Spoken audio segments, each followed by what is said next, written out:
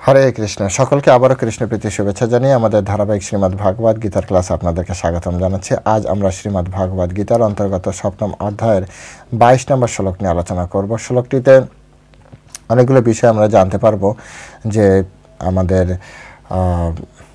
এই যে আমরা দেবদেবতাদের কাছ থেকে যে সকল দ্রব্য আমরা পাই পূজার মাধ্যমে, সেগুলো আসলে কিভাবে আসে। তো গভীর বিষয় শ্রদ্ধার সহিত শ্রবণ করলে আপনিও কৃষ্ণের কৃপায়, সাধুগুরু বৈষ্ণবের কৃপায় আপনিও এই তথ্য জানতে পারবেন। তো সকলের কাছে অনুরোধ করে যে আপনারা শ্রদ্ধা সহকারে এই বিষয়গুলো শ্রবণ করুন। তো চলুন শুরু করি। শুরুতে একটা ছোট্ট অনুরোধ, যারা চ্যানেলের প্রথমবার এসেছেন অবশ্যই চ্যানেলটি সাবস্ক্রাইব করবেন এবং ভালো লাগলে ভিডিওগুলি একটা লাইক অবশ্যই করবেন। আর আপনার আত্মীয় স্বজন, বন্ধু বান্ধব যে যেখানে আছে, দেশে বিদেশে, ইলেকট্রনিক্স মিডিয়া, হোয়াটসঅ্যাপ, ফেসবুক, যে যেখানে আছে প্রত্যেকের কাছে এই ভিডিওগুলি পাঠান, যাতে এই ভিডিওর মাধ্যমে সঠিক সনাতনী যে কনসেপ্ট, যেটি সনাতন ধর্মের শ্রীমদ্ ভাগবত গীতায় শ্লোক ওয়াইজ এভাবে আপনি পাবেন না, সেজন্য এই চ্যানেলটি সাবস্ক্রাইব করে রাখুন। তথ্য জানতে পারবেন। আমি আপনাদেরকে 100% বলছি, আপনারা তথ্য জানতে পারবেন, ধীরে ধীরে জানতে পারবেন। শুধুমাত্র আপনারা সাথে থাকুন। আর কোনো বিষয়ে জানার ইচ্ছা থাকলে প্রশ্নে কমেন্ট সেকশনে লিখবেন। তো চলুন শুরু করি।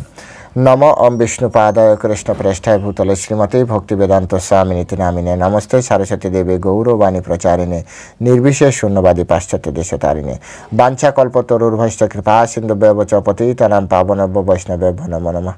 জয় অনন্ত কোটি বৈষ্ণব বৃন্দ কি জয়, শিল প্রভুপাদ কি জয়, নিতাই গৌর সীতানাথ প্রীতি প্রেমানন্দে হরি বল। হরে কৃষ্ণ।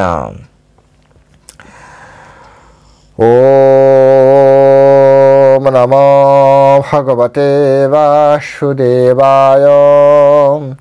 ওম নমো ভগবতে বাসুদেবায়।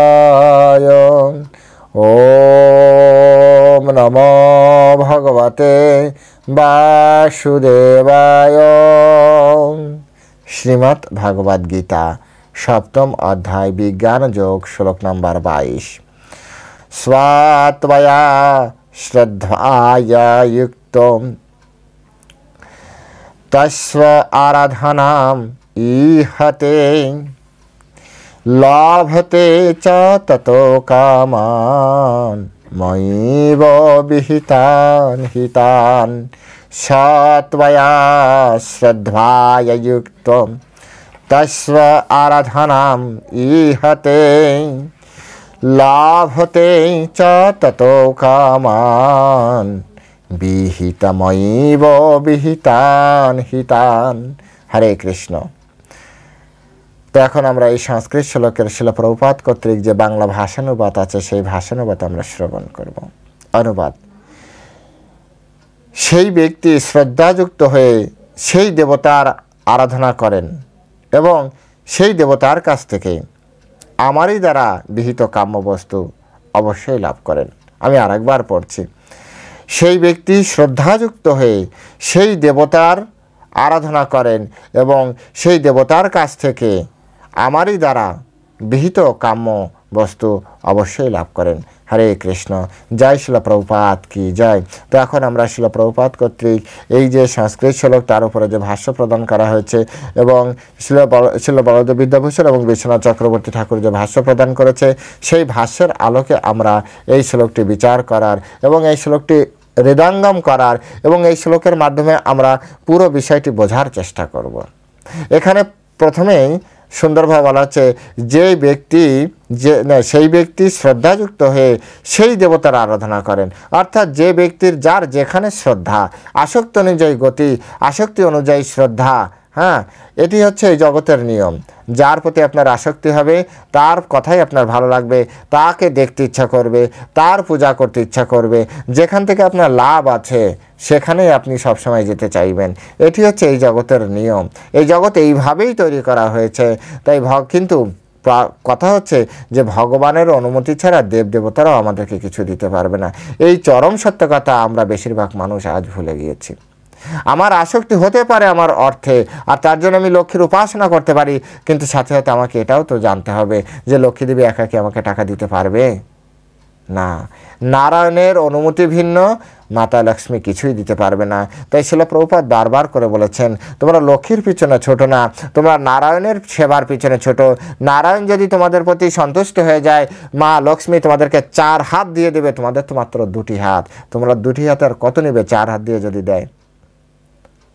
আর আজ বর্তমান প্রেক্ষাপটে আপনি যদি ইসকন ভক্তদের দিকে তাকান, আপনি তার উজ্জ্বল নিদর্শন দেখতে পারবেন।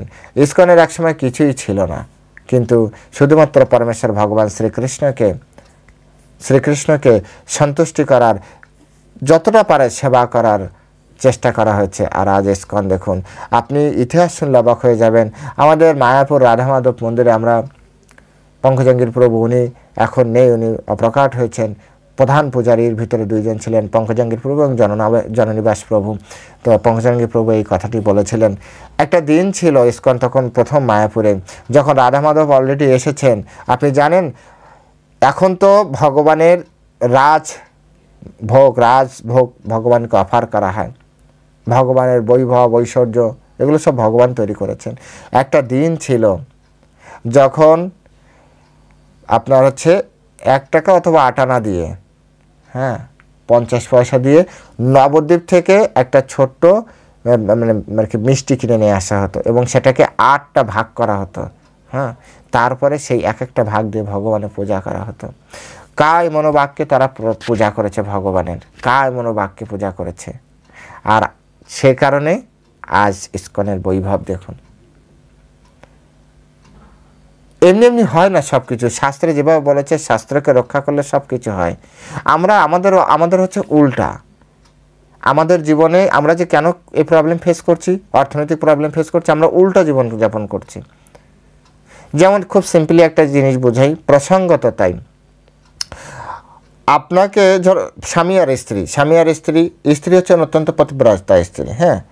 তো এখন এই স্বামীকে অবহেলা করে কেউ যদি স্ত্রীকে খুব বেশি আদর যত্ন করে, ধরুন স্বামী স্ত্রী 2 জন গিয়েছে, তো স্বামীকে বসতেও দিচ্ছে না, কোনো যত্ন নেই, অথচ স্ত্রীকে অত্যন্ত আদর, অত্যন্ত সম্মান করা হচ্ছে, অত্যন্ত শ্রদ্ধা করা হচ্ছে, তাকে সুন্দর চেয়ারে বসানোর চেষ্টা করা হচ্ছে বা ভালো ভালো খাবার তার সামনে দেওয়া হচ্ছে। আপনার কি মনে হয় এই পতিব্রতা আপনি দিতে পারেন, এটা ঠিক আছে, কিন্তু আপনার কি মনে হয় পতিব্রতা স্ত্রী তার স্বামীর ওই অবস্থা দেখে সেইগুলো গ্রহণ করবে? করবে না। সে যদি এগুলো গ্রহণ না করে, সে আপনার প্রতি কি প্লেসড হবে? হবে না। এই যে সিম্পল লজিক, এই সিম্পল লজিক বর্তমান সময় আমরা ভুলে গিয়েছি। আমরা লক্ষ্মী পূজা তো করছি, কিন্তু লক্ষ্মী পূজা করলে সরস্বতী যদি নারায়ণ যদি প্লেসড না হয়, তাহলে আমরা কীভাবে মাতা লক্ষ্মী আমাদের প্রতি সন্তুষ্ট হবে? এই কথাটাই তো শিল প্রভুপাদ বলেছেন, তোমরা নারায়ণের পিছনে, নারায়ণের সেবার পিছনে ছোট, মাতা লক্ষ্মী তোমাদের পিছনে ছুটতে থাকবে। আরে আমার স্বামী সেবা করছে, ওর ঘরে এই সমস্যা, দিয়ে দে, এটা দিয়ে দিই, সেটা দিয়ে দিই, আমাদের হচ্ছে না। কারণ এখানে শিল প্রভুপাদ এই জিনিসটা খুব সুন্দরভাবে বলছেন যে ভগবানের অনুমতি ছাড়া দেবদেবতারা তাদের ভক্তদের কিছুই দান করতে পারে না। কেন দান করতে পারে না? কারণ আমরা হয়তো ভুলে গিয়েছি, জীব হয়তো ভুলে গিয়েছে যে সব কিছুর মালিক কৃষ্ণ, কিন্তু দেবতারা কিন্তু ভুলেননি। দেবতারা কিন্তু এটি ভুলে যায় না, কারণ আমাদের থেকে ওনাদের চেতনাটা আরেকটু পরিষ্কার, তাই তারা দেবতা। তাই তারা জানে যে সব কিছুর মালিক পরমেশ্বর ভগবান, যদিও তারা আমাদের থেকে বেশি ভোগ করে। কারণ কি, তারা অনুগত হয়ে আছে, সেই জন্য তারা এই সুযোগ সুবিধা পাচ্ছে। আমরা যখন অনুগত হচ্ছি, তখন তারাও এই ধরনের সুযোগ সুবিধা পাচ্ছে। বলুন, অনেক সাধুরা অনেক অনুগত হয়ে আছে তো গাছের নিচে, থাক গাছের নিচে, কিন্তু ওনার সাথে কথা বলে দেখুন উনি কতটা সুখী জীবনযাপন করছে। বৃন্দাবনে যান, মায়াপুরে আসেন, মায়াপুরে সাধারণত খুব কম অ্যাভেলেবেল হবে না। মায়াপুর যেহেতু গুপ্ত বৃন্দাবন না, এখানে সাধু আছে কিন্তু গুপ্ত অবস্থায় আছে। এখানে থাকতে হবে, মায়াপুরকে ভালোবাসতে হবে। সাধুগুরু বৈষ্ণবের কৃপা হলে সেই সকল সাধুদের আপনার দর্শন হবে। আর বৃন্দাবন হচ্ছে প্রকাশিত বৃন্দাবন, ওটা ওর গুপ্ত নয়। সেই জন্য ওখানে ভক্তিও দেখা যাবে, উন্নত সাধুও দর্শন হবে। আর বৃন্দাবনে আপনি সব জায়গায় দেখতে পারবেন। বৃন্দাবনে যা এই মায়াপুরে, নবদ্বীপ মায়াপুরে সবই আছে, কিন্তু এখানে সব আছে গুপ্ত আকারে। গুপ্ত বৃন্দাবন বলা হয়, কারণ এটা এটা আমার আপনার দোষ নয়, আমরা আপনার দেখতে পাচ্ছি না, কারণ কৃষ্ণ গুপ্তভাবে এই মায়াপুর নবদ্বীপে তিনি আবির্ভূত হয়েছেন। তিনি ভগবান রূপে নয়, ভক্ত রূপে তিনি এসছেন গুপ্তভাবে। তার বৃন্দাবন ধাম এখানেও নিয়ে এসছে গুপ্তভাবে। হ্যাঁ, এই কারণেই সমস্যাটা হচ্ছে। এখানেও সেই স্তরের সাধু আছে, কিন্তু বৃন্দাবনে যেমন আপনি শুধু রাধাকুণ্ডের আশেপাশ দিয়ে ঘোরেন, আপনি দেখলে বুঝতে পারবেন এরা উন্নত সাধু। আপনি গোবর্ধনের চারপাশ দিয়ে ঘোরেন, আপনি দেখবেন, একেবারে নিজ চোখে দেখবেন যারা উন্নত সাধু। দেখলে আপনার ভিতরে ভাব আসবে যারা উন্নত, আপনি বুঝতে পারবেন উন্নত সাধু। কিন্তু মায়াপুরে এরকম হবে না। মায়াপুর নবদ্বীপে শুধু তাদের চোখে উন্নত সাধু ধরা পড়বে যারা সেই লেভেল ক্রস করে চলে গিয়েছেন। ভক্তির একটা লেভেল আছে, সেই লেভেলের উপরে তারা অবস্থান করছেন। তারাই শুধু সেই সকল সাধুর দর্শন করতে পারবে, তাদের কৃপা আশীর্বাদ গ্রহণ করতে পারবে।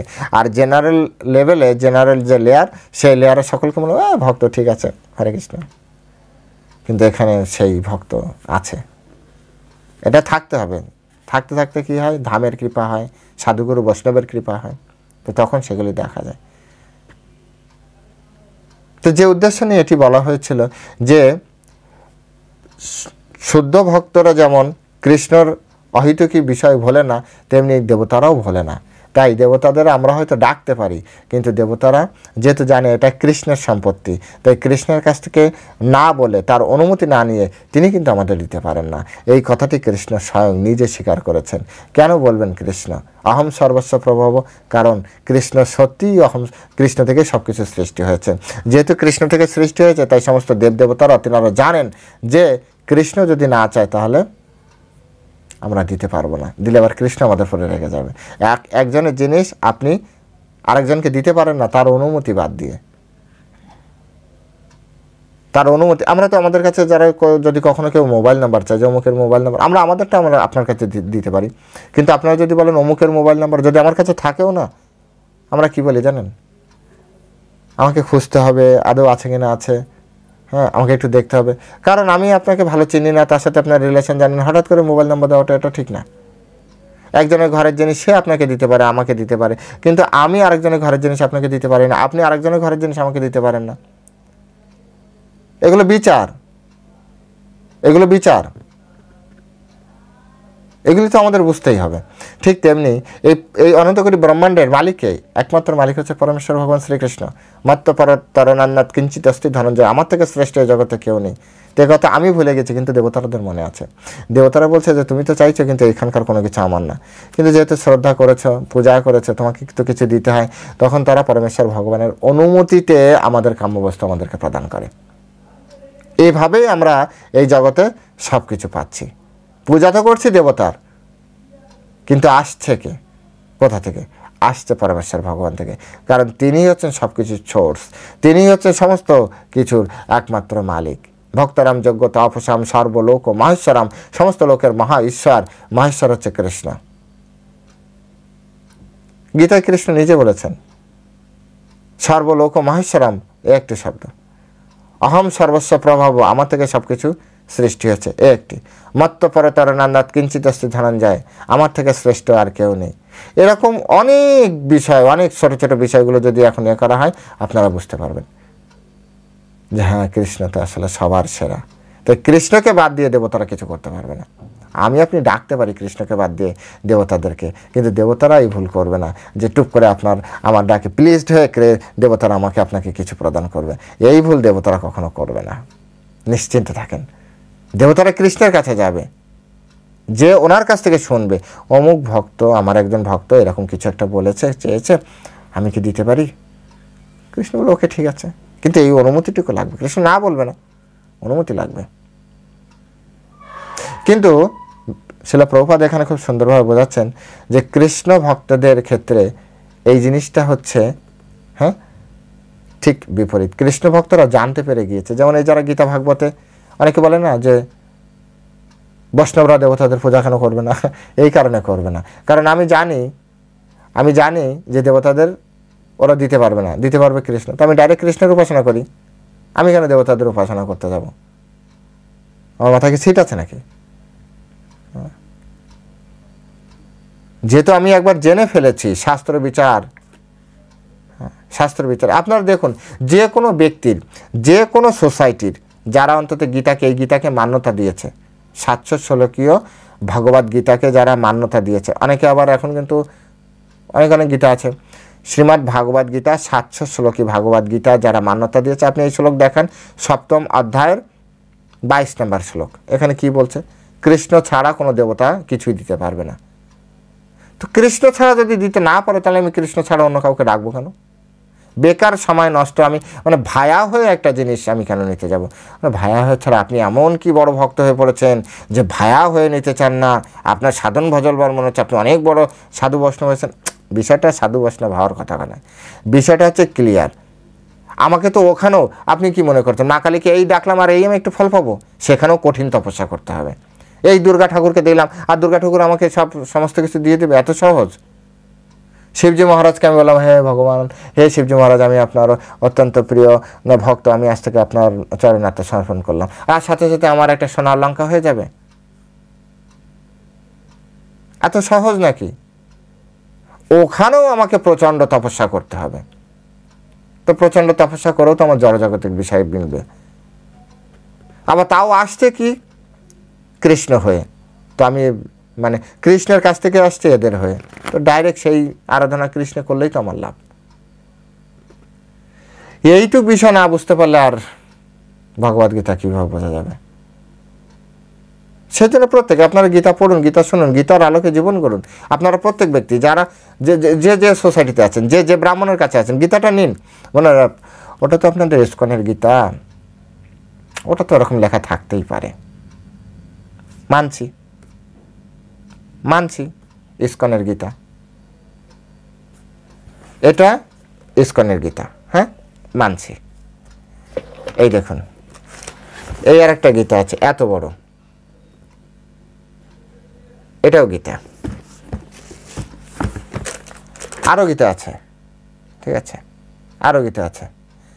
গীতার অভাব নেই, সব জায়গায় একই কথা লেখা এবং সব জায়গায় একই বিষয় লেখা।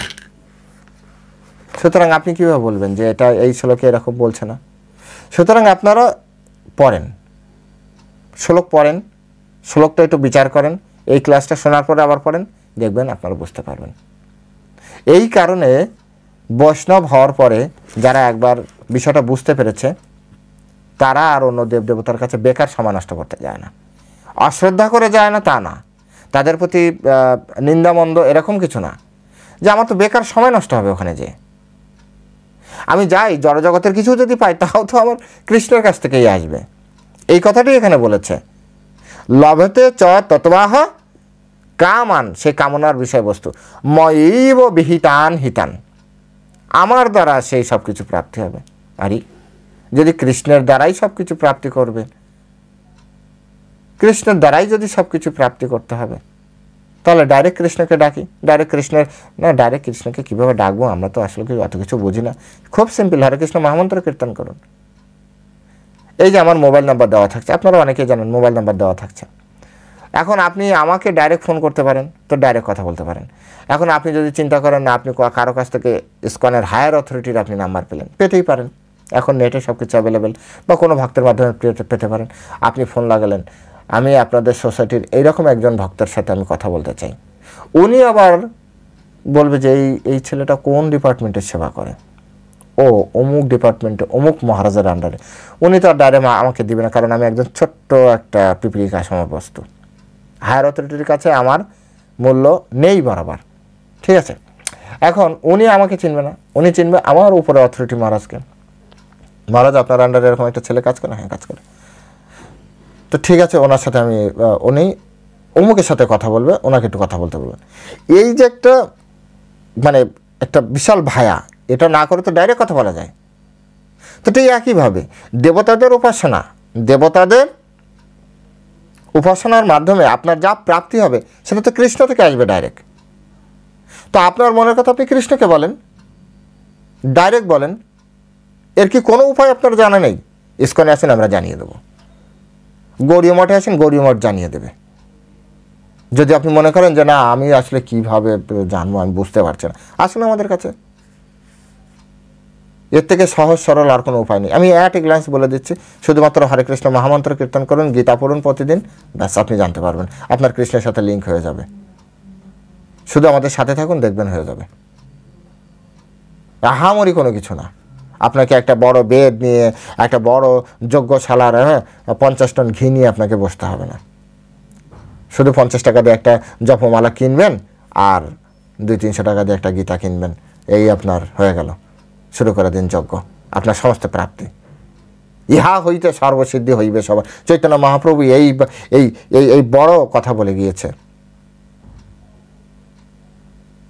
প্রভু কহে কহিলাম এই মহামন্ত্র, ইহা জপ গিয়া করিয়া নির্বন্ধ, ইহা হইতে সর্বসিদ্ধি হইবে সবার। এর থেকে সমস্ত সিদ্ধি প্রাপ্তি হবে। এত টেনশন করার কি দরকার? কোনো টেনশনের কারণ নেই। এই কারণে যারা একবার গীতা বুঝতে পেরেছে, তারা কৃষ্ণের চরণে আত্মসমর্পণ করেছে, কৃষ্ণ ছাড়া আর কিছু বোঝে না। আর পরবর্তীতে যে ওদেরকেই বৈষ্ণব বলা হচ্ছে, এই বৈষ্ণবরা তো দেবদেবতার উপাসনা করে না, বিষয়টা তা না। বিষয়টা হচ্ছে ওরাও আপনার আমার মতো ছিল, পরবর্তীতে গীতা পড়েছে সাধুগুরু বৈষ্ণবের আন্ডারে। পড়ার পরে তিনি দেখছেন এই কথা তো কেউ চেঞ্জ করতে পারবে না, পারবে কি?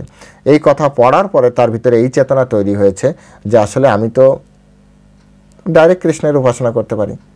ডাইরেক্ট কৃষ্ণের উপাসনা শুরু করে দিয়েছে। ছিল ওই ঘরে, আপনাদের আমাদের মতো পরিবেশে ছিল। পরবর্তীতে তার এরকম মাথা মুন্ডন হয়ে গেছে, এরকম শিখা রাখা শুরু করে দিয়েছে, আর মানুষ বলতে শুরু করেছে বৈষ্ণব।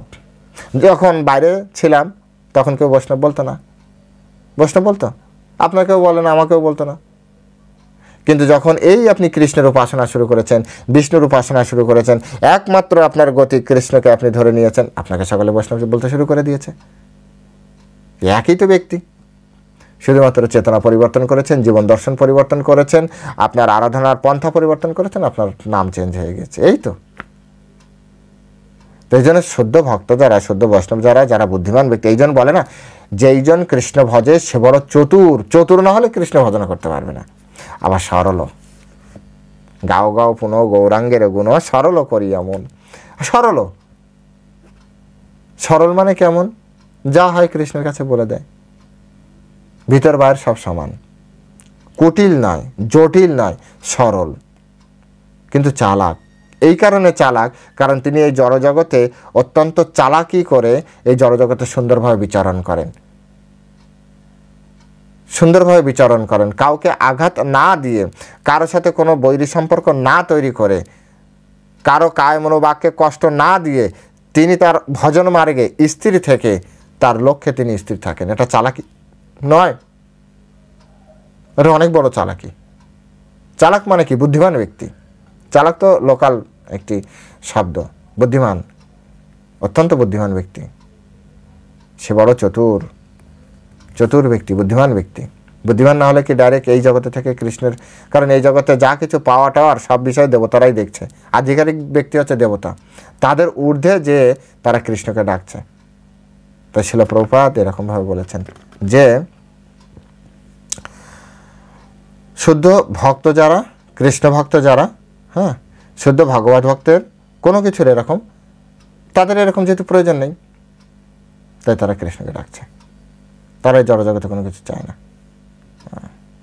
চৈতন্য চরিতামৃত গ্রন্থে বলা হয়েছে, যদি কেউ ভগবানের আরাধনা করে, সেই সঙ্গে জড়সুখ কামনা করে, তবে তা পরস্পর বিরোধী, অসঙ্গত। অনেকে আছে না, প্রভু ঠিক আছে ভক্তি করতে হবে, কিন্তু সব কিছু তো দেখতে হবে। তার উত্তর হচ্ছে এইটা, এই যে শিল প্রভুপাদের এই কথা আপনারা দেখিয়ে দেবেন। চৈতন্য চরিতামৃত থেকে এখানে কোট করে বলেছেন। জগদানন্দ পণ্ডিতের লেখা একটা গ্রন্থ আছে, প্রেম বিবর্ত, ওখানেও এইভাবে বলা হচ্ছে, হরি গোরা ভজা লোক রক্ষা একত্র নিষ্ফল। একসাথে হয় না, একসাথে হয় না। এই জন্য তো ইসকন যে মাছ মাংস বন্ধ করিয়ে দিয়েছে, এবং বন্ধ করার পরে যারা মাছ মাংস রান্না করে তাদের বাড়িতেও আপনাকে খেতে দিবে না। এটা শাস্ত্রের নির্দেশ, শুদ্ধতা নষ্ট হয়ে যাবে। অর্থাৎ আপনি হরিভজনা করবেন, তো আপনি খুব সুন্দরভাবে ভজনা করছেন, আবার সোসাইটি রক্ষা করতে যে আপনার হরিভজনা নষ্ট হয়ে যাচ্ছে, সেজন্য সোসাইটি আর মানে ওটা মেনটেন করা আর ভক্তি মেনটেন করা, এটা যদি সমান্তরাল না হয় তাহলে ইমব্যালেন্স হয়ে যাবে, অ্যাক্সিডেন্ট হয়ে যাবে। তো যাই হোক, যদি কখনো ওই বিষয়ে আলোচনা হয় বলবো। এখন এখানে মূল আলোচ্য বিষয় হচ্ছে আমাদের যে কৃষ্ণকে যদি আমরা ভজনা করি তাহলে আমরা সব কিছু, আমাদের যা যা প্রয়োজন, যোগেশ্বমম বহামি আহাম অনন্যশ্চিন্তয়ন্ত মাম যে জন পর্যুপাসতে, যারা অনন্য চিত্তে যারা আমার উপাসনা করে তাদের যা প্রয়োজন, তেষাম নিত্য অভিযুক্ত নাম যোগেশ্বমম বহামি আহাম, তাদের যা কিছু, তারা নিত্যযুক্ত থাকতে হবে, হ্যাঁ নিত্যযুক্ত থাকতে হবে, এবং তাদের যা কিছু দরকার তা আমি নিজে বহন করে তার বাড়িতে নিয়ে যাব, এবং যা কিছু ঘরে আছে তা আমি নিজে সিকিউরিটি দিব, আমি রক্ষা করব, কৃষ্ণ নিজে বলেছে। তাই কৃষ্ণের কাছে কিছু চাইতে হয় না, কৃষ্ণ ভিতর থেকেই পরমাত্মা রূপে এখানে আছে। তো পরমাত্মা রূপে তিনি জানেন যে আমার আপনার কী প্রয়োজন, আপনি প্রদান করবে, চাওয়ার কি দরকার, কিন্তু দেবতার কাছে চাইতে হবে, আবার দেবতা ঘুরিয়ে কৃষ্ণের কাছ থেকে এনে দেবে। সুতরাং আপনারাই বিচার করুন, আপনারাই এই শ্লোক কে কীভাবে বিচার করছেন, আপনারা সেভাবে বিচার করে এই শ্লোক বোঝার চেষ্টা করবেন। তো আজ এ পর্যন্তই, এখানেই এই শ্লোকের বিশ্রাম রাখতে চাইছি। সকলে ভালো থাকবেন। যেতে যেতে একটা ছোট্ট সে আগেরই অনুরোধ, যারা চ্যানেলের প্রথমে এসেছেন অবশ্যই চ্যানেলটি সাবস্ক্রাইব করবেন, অবশ্যই চ্যানেলটি সাবস্ক্রাইব করবেন প্লিজ। আর এই কথাগুলি ভালো লাগলে আপনার আত্মীয় স্বজন বন্ধু বান্ধব সকলকে এটি শেয়ার করবেন।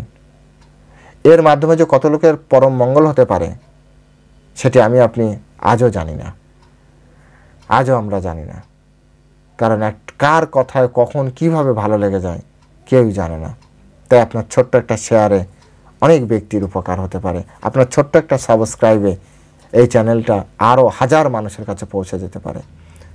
তাই এই ছোট্ট কাজ করার মাধ্যমে যদি সনাতন ধর্মের প্রচার প্রসার হয়, আমি আমার জায়গায় কষ্ট করছি, আপনি আপনার জায়গায় এটুকু কাজ করতে পারবেন না? তো ঠিক আছে, সকলে ভালো থাকবেন। হরে কৃষ্ণ, জয় শিল প্রভুপাদ।